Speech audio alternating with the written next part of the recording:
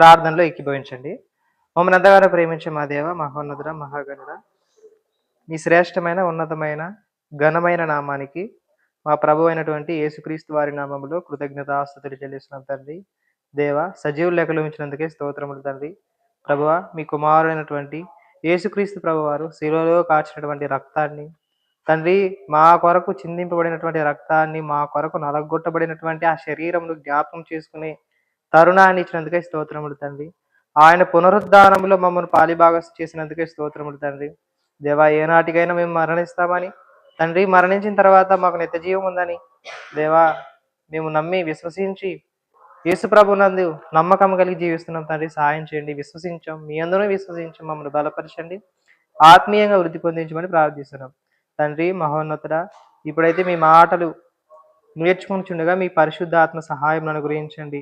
శక్తినివ్వండి, బలమునివ్వండి, మీ ప్రేమ చేత మమ్మల్ని నడిపించమని ప్రార్థిస్తున్నాం. ప్రతి విషయంలో క్రమము కలిగి, బాధ్యత కలిగి జీవించడానికి సహాయం చేయమని, మా హృదయ రహస్యం ఎరిగిన దేవుడువు, మా ప్రార్థన ఆలకించే దేవుడువు, మా ప్రవర్తనను చూచుచున్న దేవుడువు, కనిపెట్టుచున్నవాడవు, మా ప్రవర్తన మీకు సరిపడి ఉండే విధంగా సహాయం చేయమని ప్రార్థిస్తున్నాం.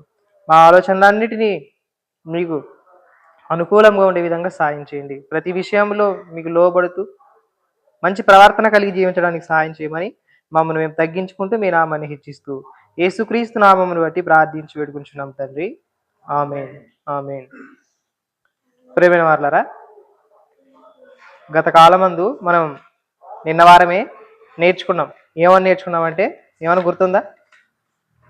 వాక్యాన్ని ఎందుకు నేర్చుకోవాలి, దేవుని మందిరానికి ప్రతి ఆదివారం ఎందుకు వస్తున్నామంటే, దానికంటూ మనం క్రైస్తవులుగా ఆన్సర్ చెప్పే విధంగా ఉండాలి. ఇదిగో నేను ఈరోజు వాక్యాన్ని మందిరానికి ఎందుకు వెళ్తున్నావు, చర్చికి ఎందుకు వెళ్తున్నావు అంటే నువ్వు సరైన సమాధానం ఇవ్వాలి. ఇదిగో వాక్యాన్ని నేర్చుకోవడానికి వెళ్తున్నాను, మంచి ఫలాలను ఫలించడానికి, మరింతగా అభివృద్ధి చెందడానికి నేను దేవుని మందిరానికి వెళ్తున్నాను అని చెప్పగలిగే సామర్థ్యత మనకి ఉంటేనే మనం కూడా ఈ మందిరానికి వచ్చి ఉపయోగం ఉంటుంది.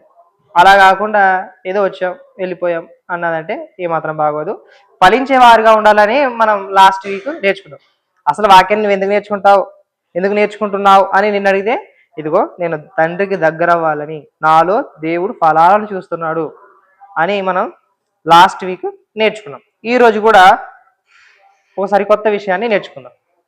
నిన్న వారం కాకుండా ఇప్పుడు ఒక సరికొత్త విధానంలో ఒక మంచి విషయాన్ని నేర్చుకుందాం. దేవుడు తన గ్రంథమందు ఏమేమి రాశాడని వాటన్నిటిని పరిశీలించి కొన్ని విషయాలు మనము నేర్చుకుందాం. ఇప్పుడు మనందరికి తెలుసు కదా, ఒకరు తెలుసు, మనం అన్నం వండుదామా? అందరూ వండుతారు, అందరికి తెలుసు. పప్పు చేస్తామా? పప్పు చేస్తారా? పప్పు చేయరట. పప్పు చేస్తారు కదా, చేస్తారు. దేనిలో చేస్తారు చెప్పండి? కుండలో చేస్తాం, కుండలో చేస్తాం. ఓహో, కొత్తగా వచ్చారు కాబట్టి కుక్కర్ అంటున్నారా?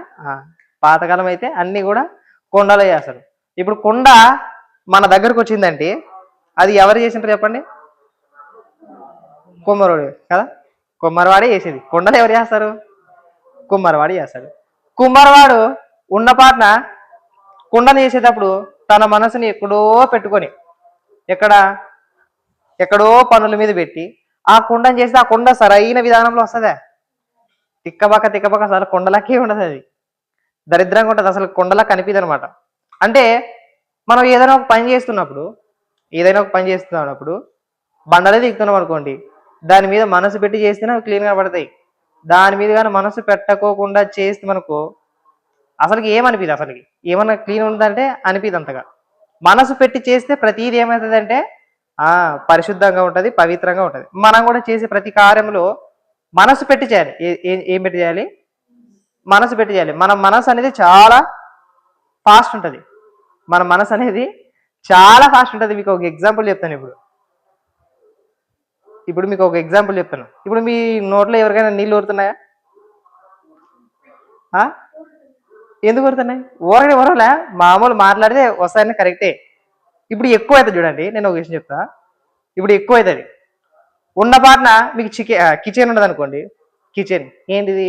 వంట చేసే సామాగ్రి అన్నీ మొత్తాన్ని పెట్టుకుంటారు కదా. పెట్టుకున్న తర్వాత లోపల నేనే అనుకోండి, నేనే లోపలికి వెళ్తా. నేను లోపలికి వెళ్ళిన తర్వాత ఏం చేస్తారంటే అక్కడ అందంగా కనబడే చింతపండ్లు ఉన్నాం అనుకోండి, చింతపండ్లు ఒకేసారి తింటున్నా. ఇప్పుడు చింతపండు అనేసరికి మన సంత ఏమైతే చెప్పండి. నిమ్మరసం ఉంది, మనం అంతా నిమ్మరసం ఉంది, నిమ్మకాయ ఉంది, నిమ్మకాయ కట్ చేస్తారు అనుకోండి, నిమ్మకాయ కట్ చేసి దాని పిండి నోట్లోకి వేసుకుంటున్నారు. అప్పుడు మీకు ఏమనిపిస్తుంది? ఏమనిపిదా? పులుపు మీ మనసుకు ఫాస్ట్ తెలిసింది అనమాట. అంటే మీ మనసు ఎలాంటిది అంటే చాలా ఫాస్ట్ వెళ్ళిపోతుంది అనమాట. ఏదైనా చేస్తే మీ మనసు ఏమవుతుంది అంటే చాలా ఫాస్ట్ అవుతుంది, చాలా ఫాస్ట్గా గ్రహిస్తుంది అంటే ఏదైనా. ఇప్పుడు నేనేం చెప్తున్నానంటే ఈరోజు ఒక తండ్రి ఉన్నాడంట, ఆ తండ్రి వ్యసనాలకు అలవాటాడంట.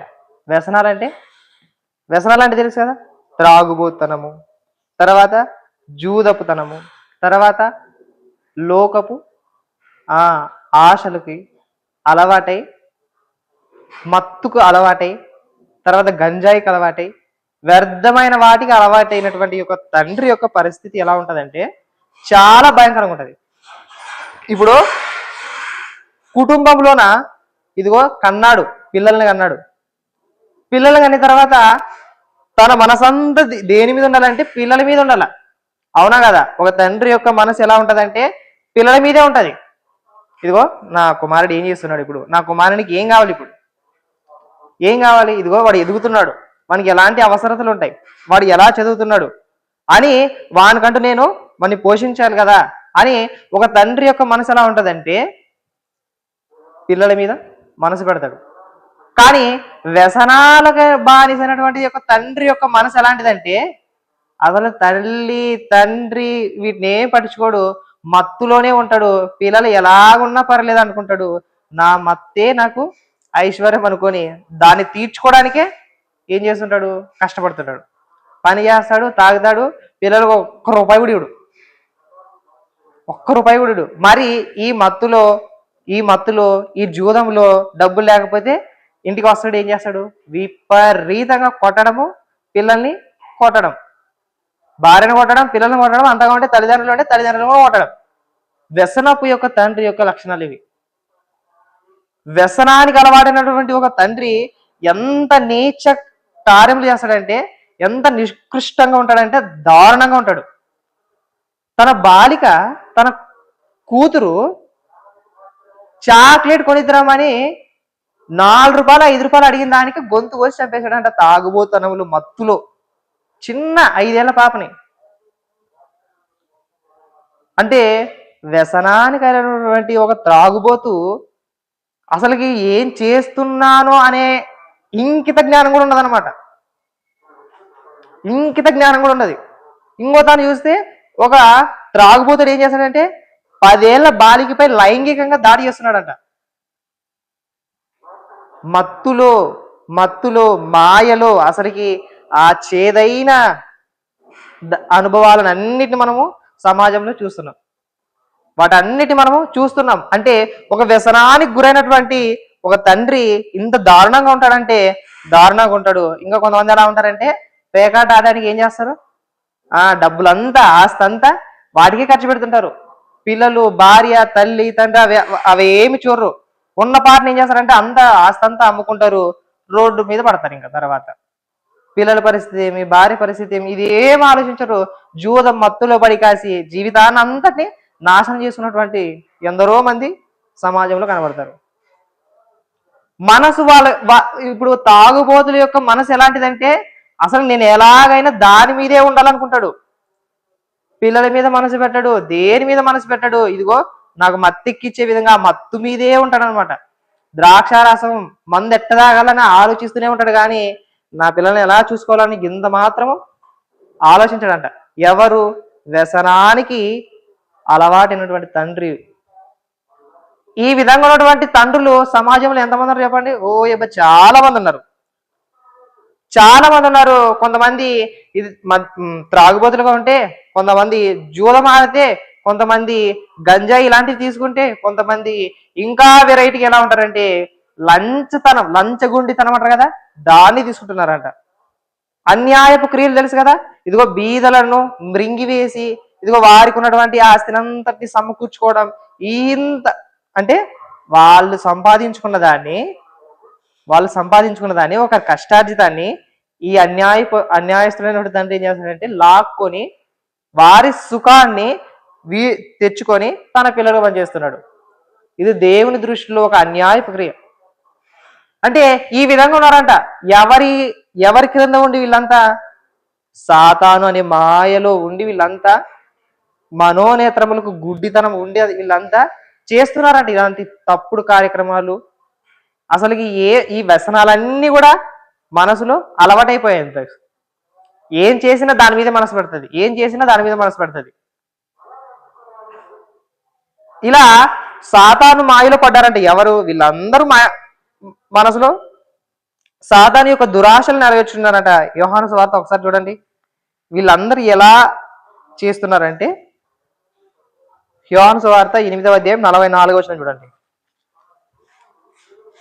44వ వచనం, మీరు మీ తండ్రియగు అపవాది సంబంధులు, మీ తండ్రి దురాశను నెరవేర్చుకోరుచున్నారు. అంటే మీ తండ్రి ఎవరు?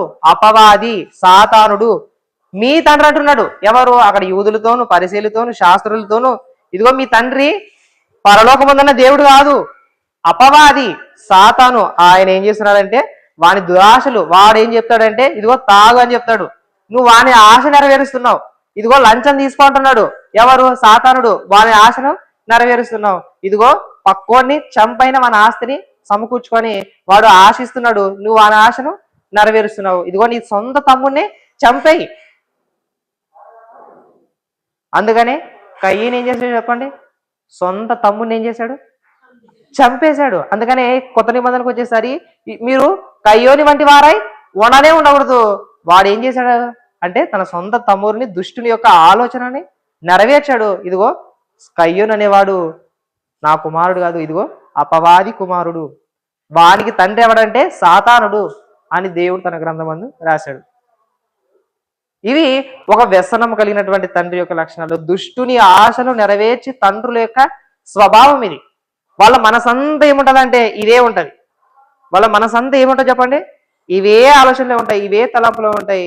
అన్యాయం ఎలా చేద్దాం, లంచం ఎలా తీసుకుందాం, ఎలా తాగుదాం, ఎలా మన మనసును సుఖపరుచుకుందాం అని వీటి మీదే ఆలోచిస్తుంటారంట, వీటి మీదే తలస్తున్నారంట, వీటి మీదే ఆశ పెట్టుకుంటున్నారంట. అందులో వచ్చేసి సాతానుడు అనేవాడు వీళ్ళకి ఆశలు చూపిస్తూనే ఉన్నాడు, గాలములు వేస్తూనే ఉన్నాడు. వాటికి వీళ్ళు పడుతున్నారు, ఆ పనులే చేస్తున్నారు. వాళ్ళు కొంత కూడా ఇంకిత జ్ఞానం లేకుండా ఆలోచించకుండా ఉన్నారంట. ఇది మంచిదా, కరెక్టా, ఇది సర్వ సమాజానికి మేలు చేస్తుందా, కీడు చేస్తుందా, నా కుటుంబానికి మేలు చేస్తుందా, కీడు చేస్తుందా, ఏమాత్రం ఆలోచించకుండా మద్యం మత్తులో, జూదం ఆటలో, గంజాయి తనములో, లంచగొండితనములో, ప్రతి దాంట్లో వీళ్ళు సాతాను యొక్క మనస్సును ఎరిగిన వాళ్ళంట. వీళ్ళంతా సాతాను ఆశలను నెరవేర్చుకొనిచున్నారంట. ఎవరు? ఈ కార్యములు చేసే ప్రతి ఒక్కరు. ఇప్పుడు చూడండి, తాగుబోతుగా ఉన్నాడు అనుకోండి. అసలుకి ఒక తండ్రిగా ఉన్నటువంటి ఒక తండ్రిగా మనం ఉన్నామంటే మనమే ఎంత బాధ్యత కలిగి ఉండదు. అసలుకి ఒక చిన్న సండే స్కూల్ ఒక విద్యార్థి ఒక పాట రాశాడు. ఏంటంటే ఆకలి తీర్చుటకు ఇదిగో మార్గం చూపుటకు, ఆకలి తీర్చుటకు అలాగే మార్గం చూపుటకు నీవు మాకు ఉండాలి కదా, కానీ మద్యం మత్తులో వెళ్ళిపోయావు. అసలుకి నీ నుంచి మేము ప్రేమను ఆశిస్తున్నాం, నీ ప్రేమను మేము పొందుకోవాలనుకుంటున్నాం. ఒక తండ్రి కుమారుల్ని ప్రేమిస్తాడు, కుమార్తెలను ప్రేమిస్తాడు కాబట్టి ఏం చేస్తాడు? అన్ని వసతులను సమకూరుస్తాడు. నా కుమారుడు బాగుండాలి, నా కుమార్తె బాగుండాలి, ఇదిగో బట్టలను కొనిస్తాడు, ప్రతిదీ ఆహారం, మంచి మంచి ఆహారం చేస్తాడు, చేతులారా కష్టపడతాడు. ఒక తండ్రి యొక్క మంచి లక్షణం కలిగినటువంటి తండ్రి. ఇలా ఉండాల్సినటువంటి తండ్రి నీవేమి ఇంత దారుణంగా ఉన్నావు? అసలుకి ఇదిగో మద్యం మత్తులో వచ్చి ఇంటి దగ్గరకు వచ్చి కొడుతున్నావు, మమ్మల్ని బయటికి వెలివేస్తున్నావు, నువ్వు ఒక్కడే ఉంటున్నావు, అసలు మమ్మల్ని పట్టించుకోవట్లేదు అసలుకి అని ఒక సండే స్కూల్ విద్యార్థి ఏడుస్తుందనమాట.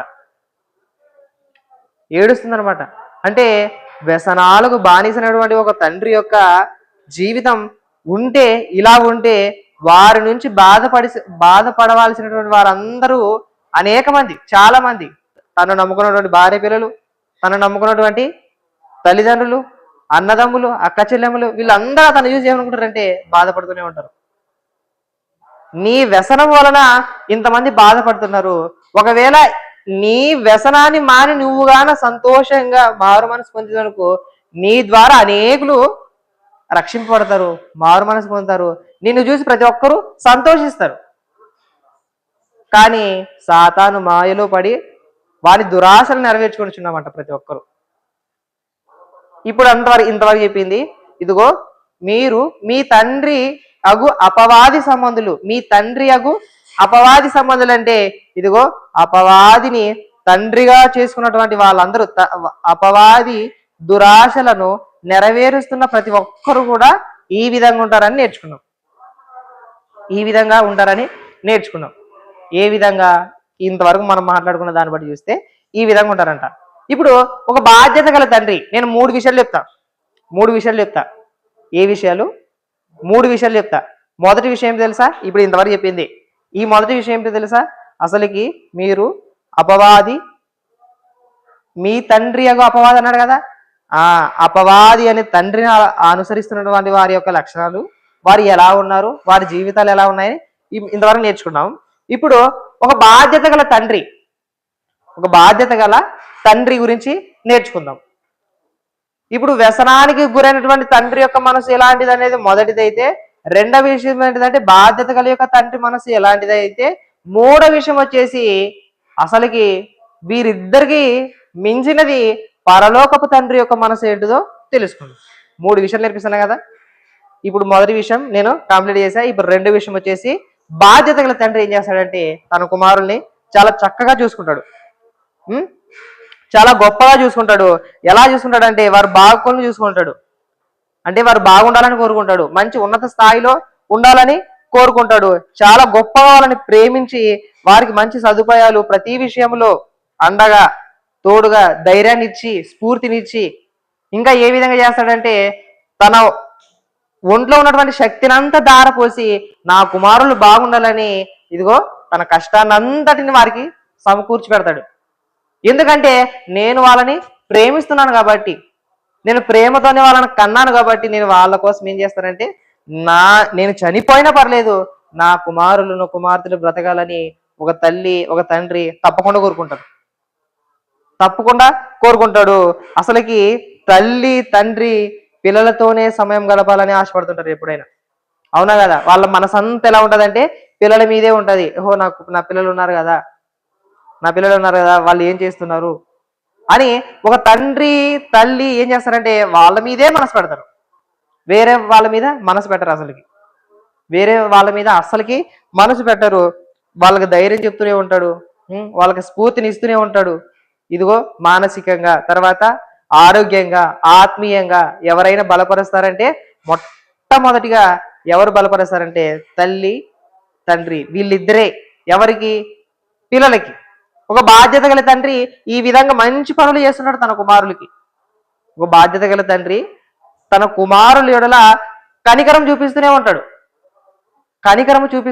ఇదిగో ఇంత మంచి తండ్రి చాలా నాకున్నాడు అని మీ కుమారులు అనుకునే విధంగా మీరు కూడా ప్రవర్తించాలంట. ఎవరు? తల్లిదండ్రులైన వారు. ఇలా ఆలోచిస్తే ఒకసారి ఈ వాక్యం చూడండి, 103వ కీర్తన చూడండి.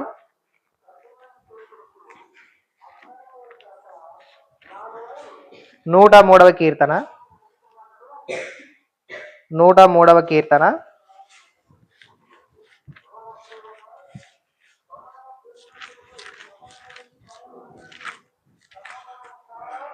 103వ కీర్తన 13వ వచనం. 103వ కీర్తన 13వ వచనం ఏం సెలవిస్తుందంటే, ఇక్కడ తండ్రి తన కుమారుల ఎడల జాలి పడినట్లు యెహోవా తన యందు భయభక్తులు గల వారి ఎడల జాలి పడును. అంటే ఒక తండ్రి ఏం చేస్తాడంట, తన కుమారుల ఎడల జాలి పడతాడంట. అయ్యో వీనికి ఏం తెలియదు కదా, అసలు వీనికి ఏమీ రాదు కదా, వీనికి సహాయం చేసేది నేనే కదా, నేను కాకపోతే ఇంకెవరు చేస్తారు వీనికి, అసలు వీనికి కష్టపడే తత్వం లేదు. వీనికి ఎవరు నేర్పిస్తారు? నేనే కదా నేర్పించాల్సింది. అసలు ఎలా మాట్లాడాలో తెలియదు కదా, ఎలా నడవాలో తెలియదు కదా అని కుమారుల ఎడల జాలి పడేది ఎవరంటే తండ్రి. కుమారుల ఎడల జాలి పడతారంట. అవును, మరి జాలి పడతాం అసలు వీనికి రాదు కదా అని అంతెందుకు, తప్పు చేసి వచ్చాం. తప్పు చేసి వచ్చినా నేను అందరికీ ఒక విషయం చెప్తున్నానండి. ఏ విషయం అంటే బైబిల్లో మనకు తెలిసిన విషయమే. అది ఏమిటంటే లూకాసు వార్త 15వ అధ్యాయం చూడండి. లూకాసు వార్త 15వ అధ్యాయంలో అక్కడ ఒక కుమారుడు ఉంటాడు. ఒక తండ్రికి ఇద్దరు కుమారులు ఉంటారు. ఇద్దరు కుమారులోన నా ఆస్తి నాకు ఇవ్వు అని ఎవరు అడుగుతాడు? ఏ కుమారుడు అడుగుతాడు? చిన్న కుమారుడు అడుగుతాడు. దేశాంతరం అవుతాడు, అంత అయిపోట్టుకుంటాడు. దేశాంతరమై విలాసవంతమైన సుఖవంతమైన జీవితాన్ని గడపాలని ఉన్న ఆస్తినంతటిని తీసుకొని వెళ్ళిపోతాడు. అక్కడేమో ఆస్తినంతా అయిపట్టుకొని పందులు తినే పొట్టు దగ్గరికి వస్తాడు. ఆటికి వచ్చి ఆలోచిస్తాడంట, ఇదిగో నా తండ్రి ఎంత ఆస్తిపరుడు కదా, నా తండ్రి దగ్గర ఎంతమంది ఉన్నారు పని వాళ్ళు, అనేకులు ఉన్నారు. వాళ్ళకి లేని ఈ స్థితి నాకు వచ్చిందంటే నేను తప్పు చేశాను కదా, పాపం చేశాను కదా. ఇదిగో అసలు నేను నీ కుమారునిగా ఉండడానికి నేను యోగ్యునిగా తండ్రి. ఇదిగో నేను నీ దగ్గర ఒక దాసుని వలె ఉంటాను. ఇక నీ కుమారుడు అనిపించడం నేను యోగ్యుని కాదు. ఇదిగో నీ అవదాసన అందరినీ చెడిపేశాను, పాడు పనులకు ఉపయోగించాను అని కుమారుడు మరలా తిరిగి వెళితే తండ్రి గెట్అవుట్ అన్నాడా, కమాన్ అన్నాడా? గెట్అవుట్ అంటే నీవు ఇంత తప్పు చేసావా, ఇంత పాపం చేసావా, ఇదిగో నా ఆస్తినంతా తీసుకొని వేషలకి ఇచ్చావు అని తండ్రి మాత్రం అనలేదు. ఇదిగో తన కుమారుని ఎలా జాలి పడ్డాడు. అసలుకి జాలి పడ్డాడా లేదా? ఎంత ప్రేమించాడు చెప్పండి. ఇదిగో దూరంలో వస్తున్నాడని పరిగెత్తుకుంటూ కౌగిలించుకున్నాడంట. అంటే చూడండి, ఒక బాధ్యత గల యొక్క తండ్రి మనసు ఎలా ఉంటది. ఇదిగో నా కుమారుడు తప్పు తెలుసుకొని మరలా నా దగ్గరకు వచ్చాడు, తప్పు తెలుసుకొని మరలా నా దగ్గరకు వచ్చి ఇదిగో నన్ను వేడుకుంటున్నాడు అంటే ఎంత గొప్ప మనసు చెప్పండి తండ్రి మనసు. మనం అయితే క్షమిస్తామా? ఉన్న ఆస్తినంతా పోగొట్టుకొని పాడు పనులు చేసి ఇదిగో నా దగ్గర ఏమి లేదు, వచ్చి చేతుల్లో వచ్చారంటే బాగా చెప్పు పా అంటాం కదా. ఎటుకోసం ఏ మొహం పట్టుకుని వస్తాయి అంటారు కదా. ఏ మొహం పట్టుకుని వస్తాయి? అడిగినప్పుడు తెలివి రాకపోయినా అని నానా విధాలుగా అంటాం. కానీ తండ్రి యొక్క బాధ్యత గల తండ్రి మనసు అయితే ఇదిగో వానికి అసలు తెలివి లేదు, అనుకోకుండా తప్పు చేసాడే అని వాని మీద జాలి పడతాడంట. వాన్ని ప్రేమించి దగ్గర తీసుకొని కౌగులించుకొని ఇదిగో వీనికి ఏం చేయండి, ఉంగరం దొరికండి, ప్రశస్తమైన వస్త్రాలు దొరికండి, చెప్పులు దొరికండి అని మరలా విందు చేయించి ఘనంగా జరిపాడంట. అంటే ఒక తండ్రి యొక్క మనసు, బాధ్యత గల యొక్క తండ్రి మనసు ఎలా ఉంటుందంటే తన కుమారుల ఎడల జాలి పడే తత్వం కలిగి ఉంటాడు. ఇప్పుడు మనం కూడా తండ్రులుగా ఉన్నాం అనుకోండి, మన కుమారుల జాలి పడుతున్నా కోపడుతున్నావా? కోపమన్నా కూడా అది ప్రేమతో కూడిన కోపము, నువ్వు బాగుండాలని కోరుకునే కోపము. అవునా కదా? కోపడతానంటే పెద్ద కడితే కొడతావేట, కొట్టం కదా, అసలు కొట్టం. కోపం కూడా ఉన్నది, కొంచెమే ఉంటుంది. ఎందుకుంటుంది? నువ్వు బాగుండాలని నేను క్రమంగా నడిపించేది ఆ కోపం అంతే. కానీ ప్రతి ఒక్క తండ్రి ఏం చేస్తాడంటే, బాధ్యత గల తండ్రి కుమారుని ప్రేమిస్తాడు, వారి ఎడల కనికరం చూపిస్తూనే ఉంటాడు. ఒక బాధ్యత గల తండ్రి యొక్క లక్షణం ఇది. ఇప్పుడు ఈ విధంగా ఉంటే ఒక బాధ్యత గల తండ్రి ఈ విధంగా ఉంటే మనం చూసాం కదా, చాలా గొప్పది. ఒక బాధ్యత గల తండ్రి యొక్క మనసు ఎలాంటిదంటే చాలా గొప్పది. క్షమించి కనికరం చూపి ప్రేమించే తత్వం కలిగినటువంటి వ్యక్తే బాధ్యత గల తండ్రి. కేవలం మనం తల్లి గర్భం నుంచి బయటకు వచ్చిన తర్వాత మన బాగోలు చూసుకున్నది ఎవరైనా ఉన్నారంటే అది తండ్రి. అవునా కదా? నేను చెప్పింది విషయం అర్థమైనా? తల్లి గర్భం నుంచి మనం బయటపడిన తర్వాత మన బాగోలంటే మనల్ని శారీరకంగా మానసికంగా వృద్ధిలో నడిపించే ఎవరైనా ఉన్నారంటే తండ్రి, కన్న తండ్రి, బాధ్యత కలిగిన తండ్రే. తాగుబోతు తండ్రి అయితే అట్లా ఉండడు. నువ్వేమని చేసుకో, నా తాగుబోతాడు నాదని కూలి పోతాడు, తెచ్చుకుంటాడు, తాగొస్తాడు, ఆడేవాడు వస్తాడు, లేకుంటే ఇంటికి వచ్చాను ఇంటికాడని పడతాడు. అవునా కదా? బాధ్యత గల తండ్రి ఏం చేస్తాడంటే నా కుమారుడు బాగుండాలి, నా కుమార్తెలు బాగుండాలని వారి నిమిత్తం ప్రయాసపడుతూనే ఉంటాడు, వారి నిమిత్తం కష్టపడుతూనే ఉంటాడు. ఇది మనం గ్రహిస్తూనే ఉండాల. కుమారులుగా కుమార్తెలుగా ఉన్నటువంటి మనము తండ్రి కష్టాన్ని, తల్లి కష్టాన్ని గ్రహిస్తూనే ఉండాల. తండ్రి కష్టాన్ని, తల్లి కష్టాన్ని మనం కుమార్తెలుగా ఉన్నప్పుడు వాటిని గ్రహిస్తూనే ఉండాల. మనం వాళ్ళ కళ్ళలో చూడాలి. అసలుకి తండ్రిగా ఉన్నటువంటి నా తండ్రి నన్ను ఎలా ప్రేమించాడని వాళ్ళ కళ్ళలో చూస్తే అర్థమవుతుంది. వారు మన నిమిత్తం ప్రయాసపడుతుంటే అర్థమవుతుంది. మన మీద ఎంత మనసు పెట్టారంటే అర్థమవుతుంది. ఒకసారి వాళ్ళ గురించి ఆలోచిస్తేనే అర్థమవుతుంది. ఎందుకు నన్ను మా నాన్న ఎంత ప్రేమించాడు, ఎందుకు ఇంత గొప్పగా నా మీద మనసు పెట్టాడు అంటే నీ మీద జాలి పడుతున్నాడు, నువ్వు బాగుండాలని కోరుకుంటున్నాడు, నిన్ను ప్రత్యేకంగా ప్రేమిస్తున్నాడు కాబట్టి నీ మీద మనసు పెట్టాడు. అంతెందుకు, మా నాన్న ఉన్నాడు. ఒకప్పుడు నేను ఉన్న పాటను కానీ ఈ ఊరు విడిచి తిరుపతికి హాస్టల్ కానీ పోతున్నానుకో, అక్కడ చేరేంత వరకు ఫోన్ చేస్తూనే ఉంటాడు. 4 నుంచి 5 అంటే ఒక్క గంటలో ఎన్నిసార్లు ఫోన్ చేసేది తెలుసా? 32 సార్లు ఫోన్ చేశాడు. ఎందుకు? వీడు ముట్టినా లేదా? ఎందుకు అంత మనసు పెట్టాడంటే నా మీద మమ్మల్ని ఎంతగానో ప్రేమించాడు. ఇదిగో నా కుమారుడు గ్రామాన్ని విడిచి హాస్టల్కి వెళ్ళాడు. హాస్టల్కి వెళ్ళినప్పుడు చేరాడు లేదు ఎక్కడున్నాడని నిద్ర కాకుండా ఇదిగో నాకు ఫోన్ చేస్తూనే ఉన్నాడు అనమాట. 1 గంటలో 30 సార్లు. ఏమి ఇంతగానే చేశాడు అనుకుంటావు? ఏమి ఇన్నిసార్లా? 30 సార్లా అని మరలా ఆలోచించిన సమయాలు అనేకములు కలవనమాట. 30 సార్లు ఎవరైనా ఫోన్ చేస్తారు ఒకసారి? 1 గంటలా 30 సార్లు? అబ్బా. ఎందుకు? ఫోన్ ఎత్తుతాడా? ఫోన్ ఎత్తి చూసుకుంటే ఉంటారు అనమాట. ఫోన్ ఎత్తే మాట్లాడదు. 30 సారా 32 సారా ఫోన్ ఎత్తే మాట్లాడదామని వెయిట్ చేస్తూనే ఉంటాడు అనమాట. అంటే ఒక తండ్రి యొక్క మనసు ఎలా ఉంటుందంటే పిల్లల మీదే ఉంటుంది. ఒక బాధ్యత గల యొక్క తండ్రి మనసు ఎలా ఉంటుందంటే పిల్లల మీదే ఉండి పిల్లల్ని పోషించాలి కదా అని, నా కుటుంబాన్ని కట్టుకోవాలి కదా అని ఆశపడుతూనే ఉంటాడు అనమాట. కాబట్టి ఇప్పుడు రెండో విషయం కూడా అయిపోయింది. రెండో విషయం ఏం చెప్పిన, ఒక బాధ్యత గల తండ్రి యొక్క మనసు ఎలా ఉంటుందని నేర్చుకున్నాం. ఇప్పుడు పరలోకపు తండ్రి యొక్క మనసు యుద్ధం. పరలోకపు తండ్రి యొక్క మనసు యుద్ధం చాలా గొప్పది. చాలా గొప్పదైనటువంటి నా తండ్రి యొక్క మనసు ఎలాంటిదని ఆలోచిస్తే, ఒకసారి మనమంతా 5 నిమిషాలు ఊపిరి పీల్చుకోకుండా ఉన్నాడు చూద్దాం. ట్రై చేయండి. ఎవరైనా వద్దు, ట్రై కూడా చేయకూడదు. 5 నిమిషాలు 2 నిమిషాలు చచ్చిపోతాం. అవునా కదా? ఊపిరి పీల్చుకోకుండా అలానే ఉంటుందనుకో చచ్చిపోతాం. ఏం అసలుకి 2 నిమిషాలు 5 నిమిషాలు ఏంటికి? 2 నిమిషాలు చచ్చిపోతాం. మన ప్రాణాన్ని, మన దేహాన్ని, మన జీవాన్ని కాపాడేది ఏమిటంటే దేవుడిచ్చినటువంటి వాయువు. అదే మన జీవం, ఊపిరి. ఇప్పుడు ఈ ఊపిరి గురించి నేనెందుకు మీకెందుకు చెప్తున్నానంటే, అసలు పరలోకపు యొక్క తండ్రి మనస్సు ఎవరి మీద ఉందంటే తన మనసు తన దగ్గర లేనే లేదంట. తన మనసు తన దగ్గర లేనే లేదంట. ఎలాగో చూద్దాము ఒకసారి చూడండి. యోబు గ్రంథం 34వ అధ్యాయం చూడండి. యోబు గ్రంథము 34వ అధ్యాయము 14వ వచనం చూడండి.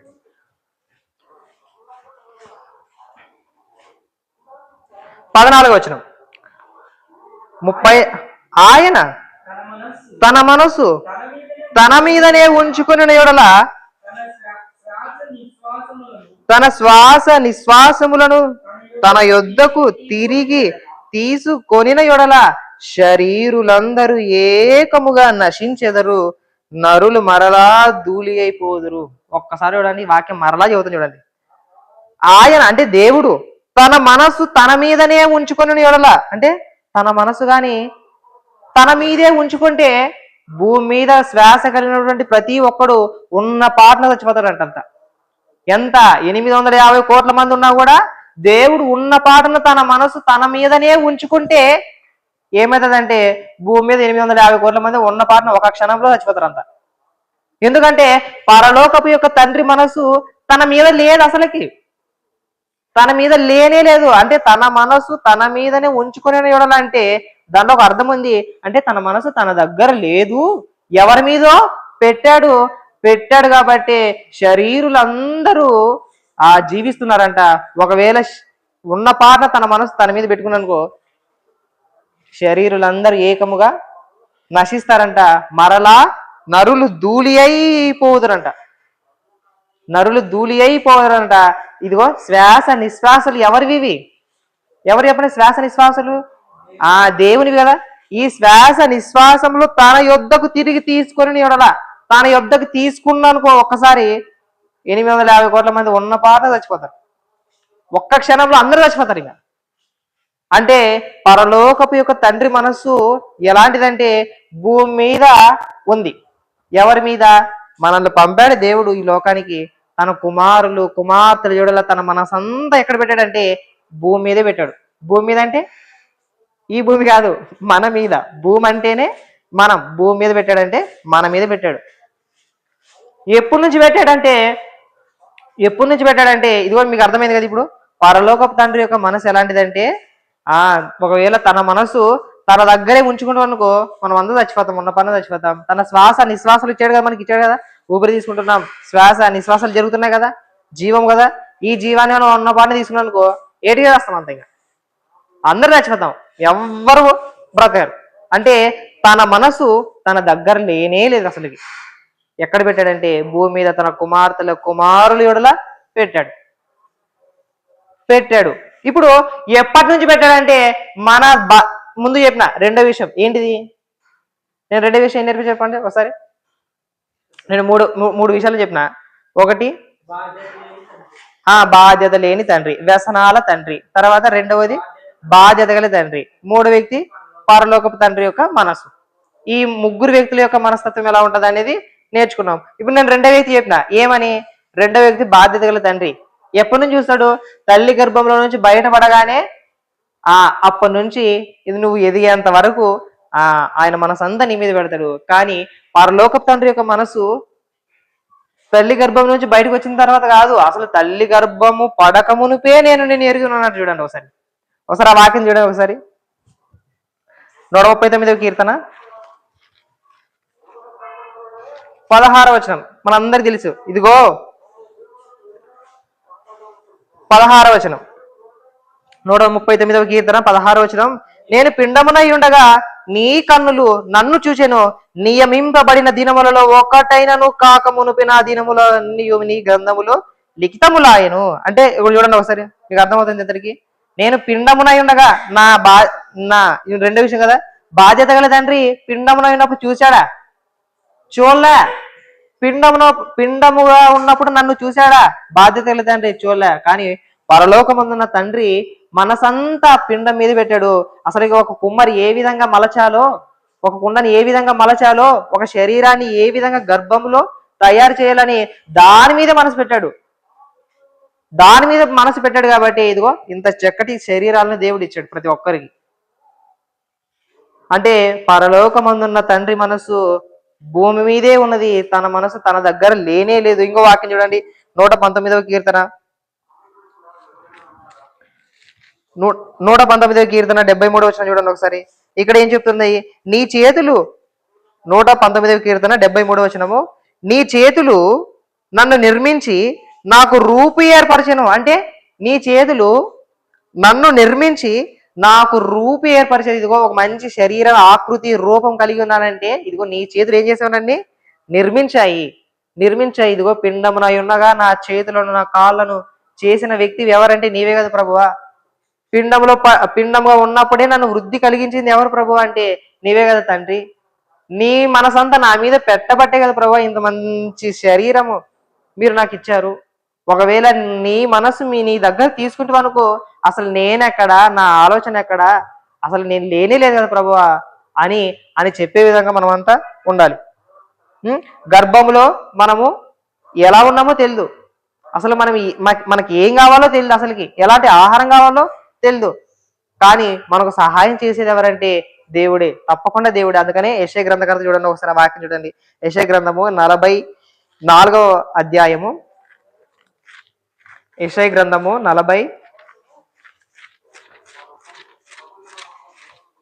44వ అధ్యాయము 2వ వచనం చూడండి. నిన్ను సృష్టించి 44వ అధ్యాయము 2వ వచనం చూడండి. నిన్ను సృష్టించి గర్భములో నిన్ను నిర్మించి నీకు సహాయము చేయువాడైన యెహోవా ఇలాగ సెలవిచ్చుచున్నాడు. అంటే నిన్ను సృష్టించి గర్భములో నిన్ను నిర్మించి నీకు సహాయం చేసింది ఎవరంటే ఇదిగో నీ దేవుడైన యెహోవా, నీ పరలోకపు తండ్రి అని చెప్పాలి మనమంతా. ఇదిగో నేను పుట్టక మునిపే నాకు సహాయకునిగా ఉన్న వ్యక్తి ఎవరంటే పరలోకపు తండ్రి. ఆ తండ్రి మనసంతా నా మీద పెట్టాడు కాబట్టి నేను ఈ విధంగా బ్రతకగలుగుచున్నాను అని 24వ వాక్యం కూడా చూడండి. 24వ వాక్యము 24వ వచనం చూడండి. 24వ వచనం, ఇదే అధ్యాయము 24వ వచనం. గర్భము నుండి నిన్ను నిర్మించిన నీ విమోచకుడగు యెహోవా, పిండమునై ఉన్నది మొదలుకొని 9 నెలలు నిన్ను కాపాడిన వ్యక్తి ఎవరంటే పరలోకమందున్న దేవుడు. ఆ తండ్రి మన మీద మనసు పెట్టాడు కాబట్టి మనం ప్రతి ఒక్కరు భూమి మీదకి వచ్చాం.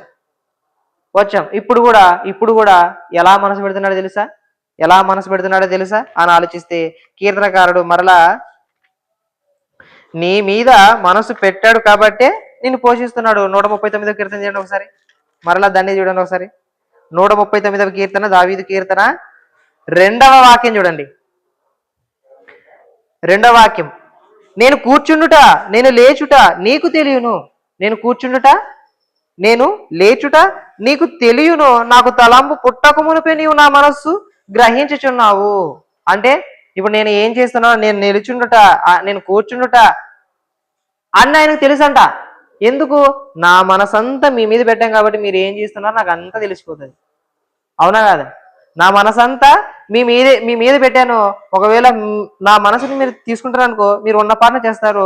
నా మనసంతా మీ మీద ఉంటేనే మీరు బ్రతుకుతారు. నా మనసంతా కానీ మీ మీద లేకపోతే మీరు ఏకముగా ధూళి అయిపోతారు. ధూళి అంటే తెలుసు కదా, ధూళి ఆ కాలకడద కదా, ఆ ధూళి వల్ల మీరు అందరు నశించిపోతారంట. నేను నడిచే తప్పుడు కానీ, కూర్చున్న తప్పుడు కానీ, తర్వాత నిలవబడినప్పుడు కానీ నీవు నా మనసు గ్రహించుచున్నావు. ఇదిగో నాకు తలంపు వస్తుందా, ఈ తలంపు పుట్టక మునిపే నేను ఏం చేస్తానో, నేను ఏం ఆలోచిస్తానో మీకు సమస్తం తెలుసు ప్రభువా. ఎందుకంటే నీవు నా మనస్సు మీద మనసు పెట్టావు, నేను ఏం చేస్తున్నానో మనసు పెట్టావు కాబట్టి నీవన్నిటినీ గ్రహిస్తున్నావు. ఇంకో వాక్యం చూడండి, 3వ వాక్యం, 3వ వచనం. నా పడకను నా నడకను నీవు పరిశీలన చేసి ఉన్నావు, నా చర్యలన్నిటిని నీవు బాగుగా తెలుసుకొని ఉన్నావు, వెనుకను ముందున అది నీకు పూర్తిగా తెలిసి ఉన్నది. 4వ వాక్యం, యెహోవా మాట నా నాలుకకు రాకమునుపే అది నీకు పూర్తిగా తెలిసి ఉన్నది, వెనుకను ముందును నీవు నన్ను ఆవరించి ఉన్నావు, నీ చెయ్యి నా మీద ఉంచి ఉన్నావు. ఇట్టి తెలివి నాకు మించినది, అది అగోచరము, అది నాకు అందదు. ఇదిగో నేను నా ముందు నీవే ఉన్నావు, నా వెనుక నీకు తెలుసు. నా ముందు ఉన్నావంట, నా వెనుక ఉన్నావంట, నన్ను మొత్తం పట్ల ఒక ఆవరించి ఉన్నావంట. ఎందుకంటే పరలోకమందున్న దేవుడు, పరలోకమందున్న తండ్రి మన మీద మనసు పెట్టాడు. ఇప్పుడు చూడండి, నీ ఉన్నావు మనం అందరం ఇక్కడ ఉన్నాం కదా, అంటే ప్రతి ఒక్కరి మీద భూమి మీద 850 కోట్ల మంది ఉంటే వాళ్ళందరి చుట్టూ ఆవరించి ఉన్నాడంట దేవుడు. వాళ్ళ నడకలు తెలుసుకుని ఉన్నాడంట. ఆలోచన రాకమునిపే ఆలోచనలు ఎరిగి ఉన్నాడంట. ఇట్టి తెలివి నాకు అందదు, ఇది అగోచరం అంట.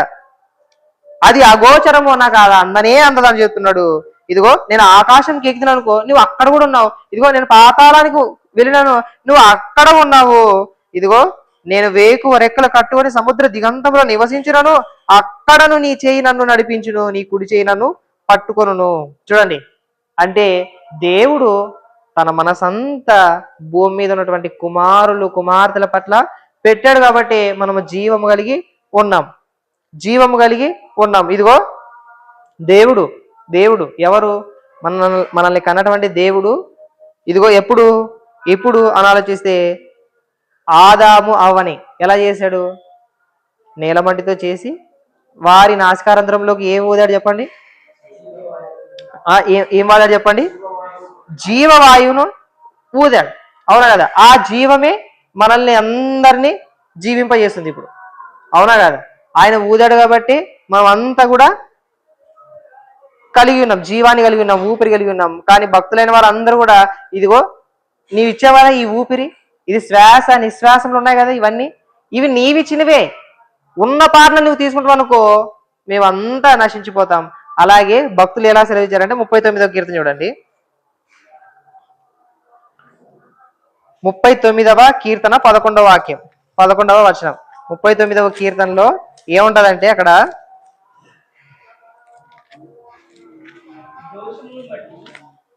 39వ కీర్తన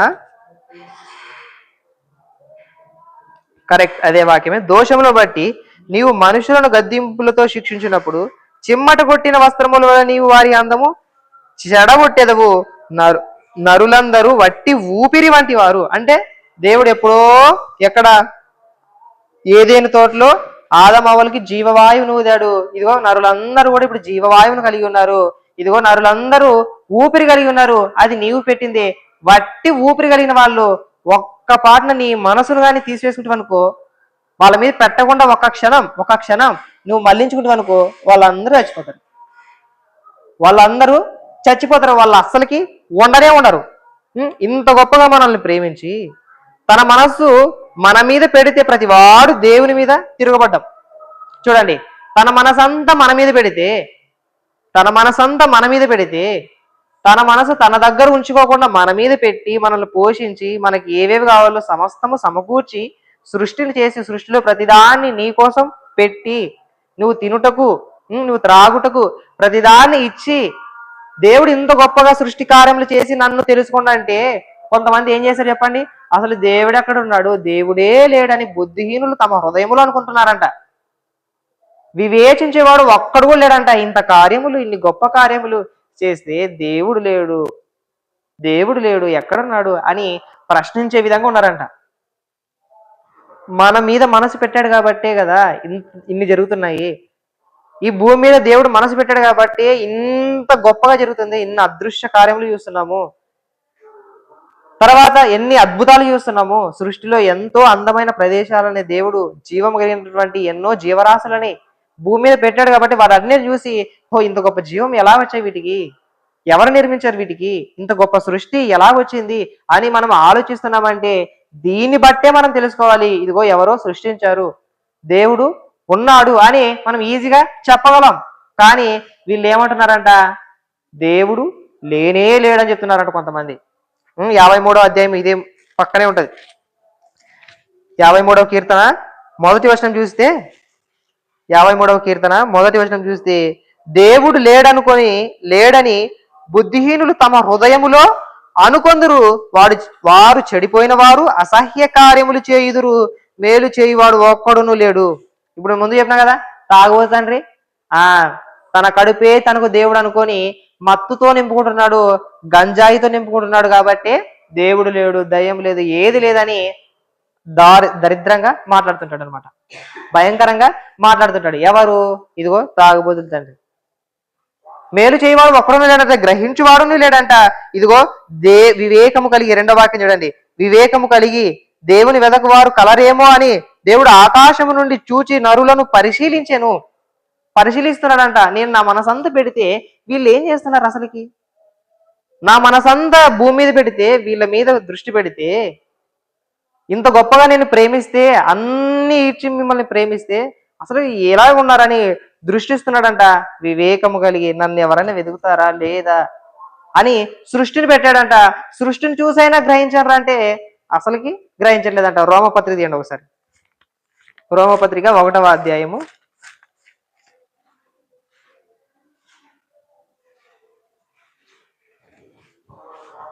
20వ వాక్యం చూడండి.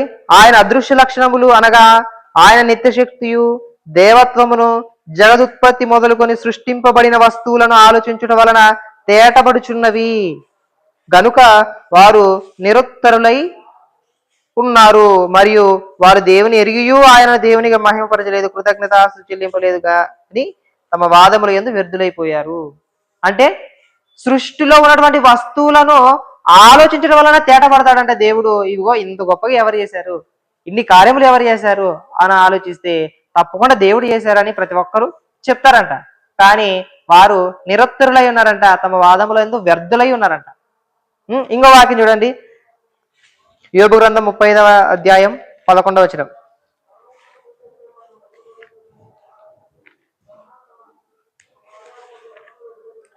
యోబు గ్రంథం 35వ అధ్యాయము 11వ వచనం. ఇక్కడ ఏం చెప్తాడు దేవుడు ఏం సెలవిస్తున్నాడంటే, భూజంతువుల కంటే 35వ అధ్యాయం 11వ వచనం యోబు గ్రంథం, భూజంతువుల కంటే మనకు ఎక్కువ బుద్ధి నేర్పుచు, ఆకాశ పక్షుల కంటే మనకు ఎక్కువ జ్ఞానం కలుగు చేయొచ్చు, నన్ను సృజించిన దేవుడు ఎక్కడ ఉన్నాడు అనుకుని వారు ఎవ్వరూ లేరంట భూమి మీద. నరులను పరిశీలించడంట, నన్ను సృజించిన యెహోవా ఎక్కడ ఉన్నాడా అనుకుని వాడు ఎవ్వడూ లేడంట. అందరూ తమ సొంత కార్యముల మీద మనసు పెట్టి, ఇదిగో తమ మనసులో కలిగినటువంటి కోరికలను, తమ మనసులో కలిగినటువంటి ఆశలకు లోనై తమ ఆలోచనలని నెరవేర్చుకుంటున్నారంట. ఇలా నెరవేర్చుకొని తండ్రినే పక్కన పెట్టేశారు. తండ్రిని పక్కన పెట్టేసి ఇదిగో సొంత తండ్రిని క్రియేట్ చేసుకున్నారు. ఎవరు? ఇదిగో దేవుడు లేడని తమ హృదయంలో అనుకుని బుద్ధిహీనులు వీళ్ళంతా ఏం చేశారంటే అపవాది యొక్క దురాశలను నెరవేరుస్తున్నారు. వాళ్ళు ఏం చేస్తున్నారు? శరీరంలో కలిగినటువంటి కోరికలన్నిటినీ నెరవేర్చుకుంటారంట. మీరు అపరాధముల చేతన పాపముల చేత చచ్చారా అంటే మరలా అపరాధములనే పాపములనే చేస్తున్నామంట. గ్రహించువాడు ఎవడును లేడంట. వివేకము కలిగే దేవుని వెదకవారు కలరేమో అని ఆకాశం నుండి దేవుడు నరులను పరిశీలించుచున్నాడంట. పరిశీలిస్తే ఎవ్వరూ లేరంట. అసలు ఎవ్వరూ లేరు కాబట్టి తన మట్టుకు తాను ఇక ఏం చేద్దాము, అసలు నరులందరూ చెడిపోయి ఉన్నారు, చెడిపడి ఉన్నారు అని చింత కలిగి ఉన్నాడంట. మీరు ఏమైపోతారా బాబు, మీరు ఏమైతే అసలుకి మీకు జ్ఞానం లేదు, అసలుకి వివేకం లేదు మీకు అని దేవుడు ఏం చేశాడంటే మీరు ఏమైపోతారు అని మీ మీద చింత కలిగి ఉన్నాడంట. చింత కలిగి ఉన్నాడంట. చింత కలిగి ఉన్నాడు. చింత ఎవరు చేస్తారు చెప్పండి? చింత ఎవరు చేస్తారు చెప్పండి? చింత ఎవరు చేస్తారు చెప్పండి? ఇదిగో నా కుమారుడు ఉన్నాడు, వాడు ఏమైపోతాడు? తాగుతున్నాడు, తర్వాత వ్యసనాలకు అలవాటైపోయాడు, వ్యసనాలకు అలవాటై ఇదిగో పెళ్ళైనా కూడా కుమారులని కుమార్తెలని భార్యని ఏమాత్రం పట్టించుకోకూడదు. ఇప్పుడు చింత ఎవరు చెప్పండి? ఉంటదా లేదా? ఒక కన్న కొడుకు ఈ విధంగా తాగి తందనాలాడి ఇట్లా ఈ విధంగా చేస్తున్నాడంటే చింత అంతా కుమారుని మీదే ఉంటుందా ఉండదా? వీడు ఏమైపోతాడు అసలుకి, వీని భవిష్యత్తు ఎలా ఉంటది ఇంతరికి అని ఒక బాధ్యత కలిగి తండ్రి కూడా ఆలోచిస్తాడు. ఇప్పుడు నేను చెప్పిన ఇదిగో ధనమంతటిని ఆస్తినంతటిని సమకూర్చుకొని వెళ్ళిపోయాడు, కానీ తండ్రి మనసు అంతా వాని మీదే ఉన్నది. వాని కొరకు చింతిస్తున్నాడట. ఏమని? నా కుమారుడు వెళ్ళిపోయాడు, ఏమయ్యాడో ఏం లేదు, అసలు తింటున్నాడో లేదు, జాగ్రత్తగా ఉన్నాడో లేదు, అసలుకి ఏమైందో తెలియదని కుమారుని యొడల చింత కలిగి ఉన్నాడు. చింత కలిగి తన మనసంతా అక్కడ కుమారుని మీద పెట్టాడు. రాత్రిలో సరిగ్గా నిద్ర కూడా వాడు అసలు వాళ్ళు లేడు కదా అని తనను ప్రేమించే కుమారుడు, చూడండి, కుమారుని ప్రేమించే తండ్రి యొక్క మనసు ఈ విధంగా ఉంటదా అంటే ఈ విధంగా ఉంటది. పరలోకమందున్న తండ్రి మనసు కూడా అలాంటిది, అంతకంటే గొప్పది. కుమారులు కుమార్తెలు వీళ్ళందరూ భూమి మీద చెడి పడిపోయి ఉన్నప్పుడు పరలోకమందున్న దేవుడు కూడా చింతించుచున్నాడంట. మిమ్మును గూర్చి ఆయన చింతించుచున్నాడని పేతురుపత్రిక 1వ పేతురుపత్రిక 5వ అధ్యాయం 7వ వచనంలో చూస్తాం. అవునా కదా? పరలోకపు తండ్రి మనసు ఎలాంటిదంటే మీరు చెడిపోతే చింతించేది ఆయనే, మీరు బాగుపడితే సంతోషించేది ఆయనే. చూడండి, మనం చెడిపోయి ఉందామా, బాగుపడి ఆయన సంతోషపరిచే విధంగా ఉందామా? మనం ఎలా ఉంటే బాగుంటుంది చెప్పండి? బాగుపడి ఆయన సంతోషపరిచే విధంగా ఉండాలి. మన మనసులో ఇలాంటి ఆలోచనలోనే ఉండాలి. ఎలాంటి ఆలోచనలు అంటే నేను ఆయన సంతోషపరచాలి, ఆయన్ని సంతోషపెట్టే విధంగా నేను ఆయన పనులే చేయాలి అని, నేను పరలోకమందున్న దేవుని యొక్క చిత్తాన్ని ఎరిగి ఆయన చిత్తాన్ని నెరవేరిస్తే చాలు, భూమి మీద ఆయన సంతోషిస్తాడు. అలా చెడిపడి ఉన్న ఈ లోకంలోకి మొట్టమొదటిగా ఆయన ప్రియకుమారుడు ఇచ్చాడు. ఆయన అంటున్నాడు పరలోకమందున్న దేవుడు, ఇదిగో నేను ఈయన యందు ఆనందించుచున్నాడంట. ఎవరి యందు? యేసు ప్రభువునందు ఆనందించున్నాడంట. భూమి మనిషి పుట్టినది మొదలుకొని ఇంతవరకు ఆ మాట ఎవరితో అన్నాడంటే ఆ ప్రియకుమారుని ఎందే అన్నాడు. కొత్త నిబంధనలో పేతురు పత్రికలు చెప్తున్నాడు, మరలా చింతిస్తున్నాడంట. పేతురు పత్రిక అంటే అర్థం తెలుసు కదా, క్రీస్తు వచ్చి పోయిన తరువాత కూడా ఈ మాట పరిశుద్ధాత్మ ద్వారా సెలవిస్తున్నాడంటే కుమారుడే తండ్రిని సంతోషపరిచే విధంగా బ్రతికి వెళ్ళిపోయాడు. ఇలా నేను ఇలా యేసుక్రీస్తు వారి వలె తండ్రిని సంతోషపరిచి ఈ భూమిని విడిచి వెళ్ళిపోవాలి. పాపాన్ని అంటించుకోకుండా భక్తి కలిగి, ప్రార్థన భక్తి జీవితాన్ని కలిగి, అసలు మనం దేవుని సంబంధం కదా, నీతిగా యథార్థంగా బ్రతకాలని మనసులో నిశ్చయించుకొని బ్రతికేవారుగా మనం అంతా ఉండాలి. అలా బ్రతికితేనే మనం కూడా దేవుడు అంగీకరిస్తాడు.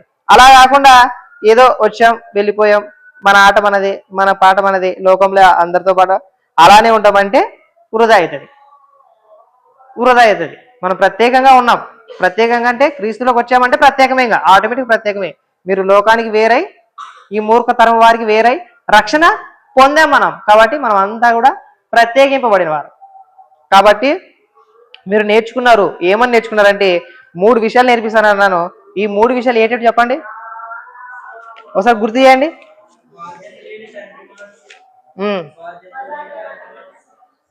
పరలోకపు తండ్రి యొక్క మనస్సు ఎలా ఉన్నది, ఎవరిది బాగుంది చెప్పండి? పరలోకపు తండ్రి మనస్సే బాగుంటుంది. అవును, ఎందుకంటే మనం పిండముగా ఉన్నప్పుడు కంటే ముందుగానే ఎరిగి ఉన్నాడు మనం మృతమని. మనం చచ్చిపోయిన తర్వాత ఏమైపోతామో అనేది కూడా ముందుగానే ఎరిగి ఉన్నాడు. మన మీద మనసు పెట్టాడు కాబట్టే ఇన్ని కార్యక్రమాలు జరుగుతున్నాయి. మనం మానవ మనసు పొందామంటే కూడా ఆయన వల్లనే. తన మనసును తన మీదనే ఉంచుకుంటే శరీరులందరూ ఏకముగా నశించెదరు, నరులు మరలా ధూళి అయిపోదురు. అంటే తన మనసు తన దగ్గరే లేదు, తన మనసు తన దగ్గర లేదు. అసలు బాధ్యత కలిగి తండ్రి యొక్క మనసు కూడా పిల్లల మీదే ఉంటది. ఇదిగో పరలోకమందున్న దేవుడు మన తండ్రి బాధ్యత కలిగిన వ్యక్తి కాబట్టి తన మనసంతటిని మన మీద పెట్టాడు. మనం జీవిస్తున్నామంటే ఆయన కృప వలన. అర్థమైనా? నేను ఇప్పుడు మనం నేర్చుకున్న వాక్యం అర్థమైందా? దీని మీద నాకు ఒక పాట బాగా రాసుకున్నది, నేను మంచి పాట నేర్చుకున్నది కదా రాసుకున్నది. ఇప్పుడు ఒకసారి పాడతా, ఒకసారి వినండి, బాగుంటది. చూడండి, ఒకసారి పాట పాడతా. తన మనసునే తన మీదనే ఉంచుకుంటే, తన శ్వాసనే తన యొద్దకే తీసుకుంటే, తన మనసునే తన మీదనే ఉంచుకుంటే, తన శ్వాసనే తన యొద్దకే తీసుకుంటే, శరీరులందరూ ఏకముగా నశించెదరు, శరీరులందరూ మట్టికి మరలా చేరెదరు, శరీరులందరూ ఏకముగా నశించెదరు, శరీరులందరూ మట్టికి మరలా చేరెదరు. నీ శ్వాస నిశ్వాసలు ఆ దేవుని వరమే, నీవు బ్రతికి ఉన్నావు అంటే ఆ దేవుని వరమే. నీ శ్వాస నిశ్వాసలు ఆ దేవుని వరమే, నీవు బ్రతికి ఉన్నావంటే ఆ దేవుని వరమే. తన మనసునే తన మీదనే ఉంచుకుంటే, తన శ్వాసనే తన యొద్దకే తీసుకుంటే, తన మనసునే తన మీదనే ఉంచుకుంటే, తన శ్వాసనే తన యొద్దకే తీసుకుంటే, గర్భంలో ఎదిగే ఎముకలు నీ తల్లికే తెలియదు, తన మనసునే నీ మీద పెట్టి దేహాన్ని ఇచ్చెనే.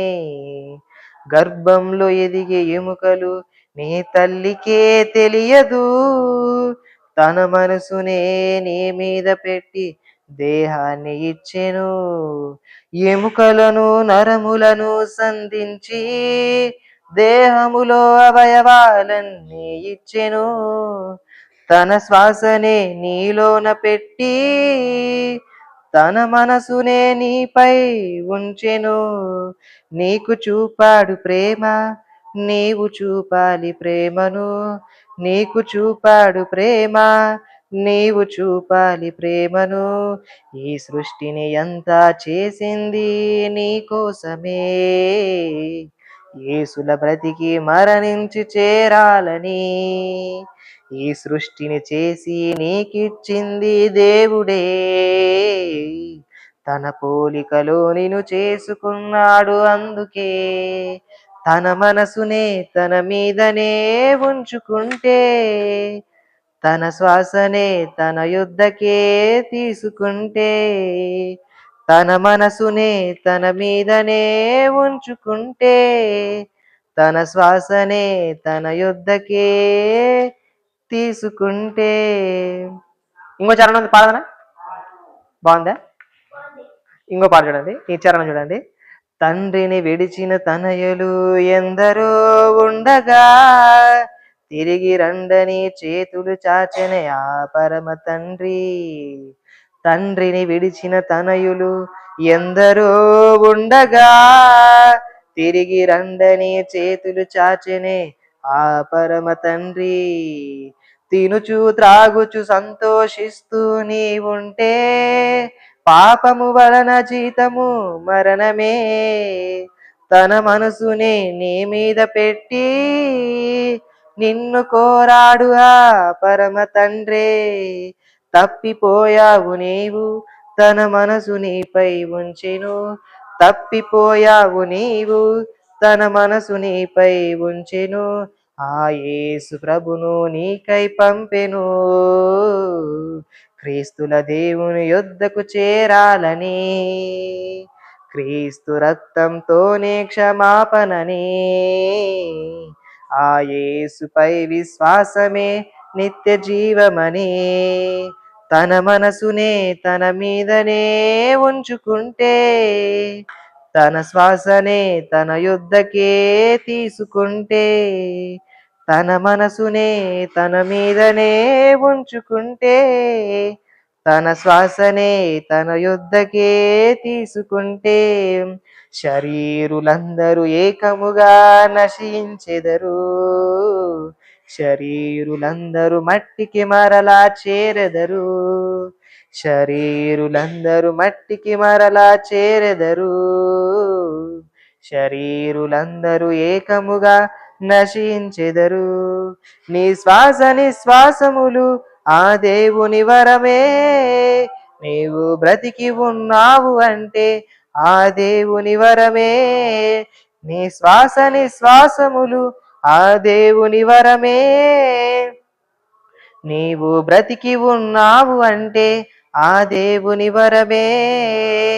తన మనసునే తన మీదనే ఉంచుకుంటే, తన శ్వాసనే తన యొద్దకే తీసుకుంటే, తన మనసునే తన మీదనే ఉంచుకుంటే, తన శ్వాసనే తన యొద్దకే తీసుకుంటే. బాగుందా పాట? బాగుందా? నేను రాసుకున్నా, ఎప్పుడో రాసుకున్నా, ఇప్పుడు వాడుతున్నా. కాబట్టి ఇప్పుడు పరలోకమందున్న తండ్రి మనసు చాలా గొప్పది కాబట్టి, తన మనసుగానే ఉన్న పాటను తీసుకుంటే మనం ఏమైతే చెప్పండి, ఏడిగా చచ్చిపోతాం కదా. తన మనస్సు తన శ్వాస నిశ్వాసంలో ఒక ఉన్న పాటను తీసుకున్నాం అనుకోండి, ఏటిగా నశిస్తాం అనమాట. అదే ఆ పాటను గురించి ఇప్పుడు ఈ మొత్తం చెప్పినటువంటి అంశానికి ఆ పాటకి లింక్ ఉందన్నమాట. అన్ని వాటిని గురించి కలిపి ఒక పాటగా తయారై ఫస్ట్ ఈ పాట రాసిన తర్వాత ఆ మెసేజ్ వచ్చింది అనమాట. కాబట్టి ఇప్పుడు మనం విన్న వాక్యాన్ని, నేర్చుకున్నటువంటి వాక్యాన్ని హృదయంలో ఉంచుకోవాలి. మొదటిగా మనం నేర్చుకున్నది ఏంటంటే, పరలోకమందున దేవుని మనసు కానీ తన యొద్దకి తీసుకుంటే, తన శ్వాస నిశ్వాసం తీసుకుంటే అనుకో, మనం అంతా చచ్చిపోతాం. ఒక తండ్రి ఏ విధంగా తన కుమారుల మనసు పెట్టాడో, పరలోకమందున దేవుడు కూడా భూమి మీద ఉన్న కుమారులు కుమార్తెల యొడల మనసు పెట్టాడని మనం ఈరోజు నేర్చుకున్నాం. ఈరోజు వాక్యాన్ని హృదయంలో ఉంచుకొని ఈ వాక్యం దేవుడు మన హృదయంలో ఫలింపజేయాలని మనస్ఫూర్తిగా కోరుకుంటూ, నిన్న వారం నేర్చుకున్నాం కదా. ఏ వాక్యం నేర్చుకున్నాం? ఇదిగో నువ్వు మందిరానికి వాక్యాన్ని ఎందుకు నేర్చుకుంటూ వెళ్తున్నావంటే, ఇదిగో నేను ఫలాలు ఫలించడానికి వెళ్తున్నానని చెప్పే విధంగా ఉండాలి. అవునా కదా? అలా చెప్పినప్పుడే, అంటే ప్రతి వారం ఎందుకు రావాలంటే, మనం ఏదో కొద్దిగా నేర్చుకొని మన ఆత్మీయ స్థితిని వృద్ధి పొందించుకోవాలనేదే దేవుని యొక్క సంకల్పం. అలా వృద్ధి పొందడం వలన మనం ఏమవుతామంటే దేవునికి దగ్గర అవుతాం. మనకు మంచి మనసాక్షి వస్తుంది, మంచి మనసు వస్తుంది. ఎలాంటి మనసు వస్తుంది అంటే, క్రీస్తు లాంటి మనసు వస్తుంది. క్రీస్తు లాంటి మనసు ఎప్పుడు వస్తుంది అంటే, వాక్యాన్ని నేర్చుకుంటున్నప్పుడే వస్తుంది. వాక్యాన్ని నేర్చుకుంటూ వెళ్ళిపోతే మాత్రం ఆ సాధనుడు గాలం వేసి లాక్కొని మరలా లోకంలో కలుపుకొని పోతాడు అనమాట. నేర్చుకుంటూనే ఉండాలి వాక్యం. అలా నేర్చుకుంటున్నప్పుడే మనం క్రీస్తు స్వరూపంలో మారుతాం. నేర్చుకోలేకపోతున్నామంటే మనం వెనుకబడి ఉన్నట్టు మరలా ఉన్న స్థితి కాడ నుంచి ఇంకా మైనస్లోకి వెళ్తాం అనమాట. మైనస్లో అంటే జీరో కంటే దారుణం, జీరో కంటే దారుణం, ఆ స్థితిలోకి వెళ్ళిపోతాం అనమాట. అలా ఉండకూడదు మనం అంతా. కాబట్టి ప్రతిదినం మన వాక్యాన్ని ఎందుకు నేర్చుకోవాలి, ప్రతి వారం ఎందుకు నేర్చుకోవాలి అంటే మనం వృద్ధి చెందడానికి వాక్యాన్ని నేర్చుకోవాలి అనేది ముఖ్య ఉద్దేశం. నిన్న వారం చెప్పినట్టు ఈరోజు మనం నేర్చుకున్నది పరలోకపు తండ్రి మనసు ఎలాంటిది అంటే ఒకవేళ తన మనసు కానీ తన దగ్గర తీసుకున్నానుకో నశిస్తాం, మనం ఏటిగా చచ్చిపోదాం. తన మనసు పెట్టాడు కాబట్టి మనం ఇంకా సజీవ లెక్కలో ఉన్నామని ఈ వారం మనం నేర్చుకున్నది. వాక్యాలు అన్నట్లు గుర్తుపెట్టుకోవాలి. అట్లా గుర్తుపెట్టుకుంటే గంట సేపు వాక్యంలోన ఒక్క వచనం అని గుర్తుండాల, ఒక్కటైనా గుర్తుండాల. విన్న దాంట్లో ఒకటైనా గుర్తుపెట్టుకుంటే ఫలితం ఉంటుంది. ఒక్కడికి గుర్తు లేకుండా అన్నీ మర్చిపోతాం అనుకో సున్నా, ఏమీ లేదు. కాబట్టి చివరి వాక్యానికి ముగింపుగా ప్రార్థన చేసుకొని ముగిస్తాం. ప్రార్థనించండి. మమ్మల్ని మిక్కిలిగా ప్రేమించే మా దేవ, మహోన్నతుడ, మహాగణుడ, మీ ఉన్నతమైన ఘనమైన శ్రేష్టమైన నామానికి స్తుతి చెల్లిస్తూ మీకు ఎంతగానో కృతజ్ఞతలు తండ్రి. మీ మాటలు తండ్రి, మీరు మమ్మల్ని ఎంతగానో ప్రేమిస్తున్నారు, మీ మనసంతా మా మీద పెట్టారు ప్రభువా. అవును ప్రభువా, మీరు ఆకాశమందు నరులను చూస్తున్నారు, పరిశీలిస్తున్నారు. నిన్ను వెదకు వారు ఎవరైనా కలరేమని మీరు కనిపెట్టుచున్నారు. ఇదిగో ప్రభువా, మిమ్మల్ని ఎరిగి ఉన్నాం తండ్రి. మీ చిత్తాన్ని గైకోవడానికి ఇష్టపడుచున్నాం, మీ చిత్తాన్ని నెరవేర్చడానికి ఇష్టపడుతున్నాం. పాపాన్ని అంటించుకోకుండా మీ కుమారుడు మా ప్రభు అయినటువంటి రక్షకుడైనటువంటి యేసుక్రీస్తు వారి యొక్క మార్గంలో నడుచుచున్నాం. మీరు మాకు సహాయం చేయండి తండ్రి, సహాయం చేయండి, కృప చూపండి దేవా. మీకు స్తోత్రములు తండ్రి. మిమ్మల్ని తెలుసుకొని ఉన్నాం, అదే గొప్ప ధన్యత మా జీవితాలకి. మిమ్మల్ని వేడుకుంటున్నాం, అదే గొప్ప ధన్యత ప్రభువా.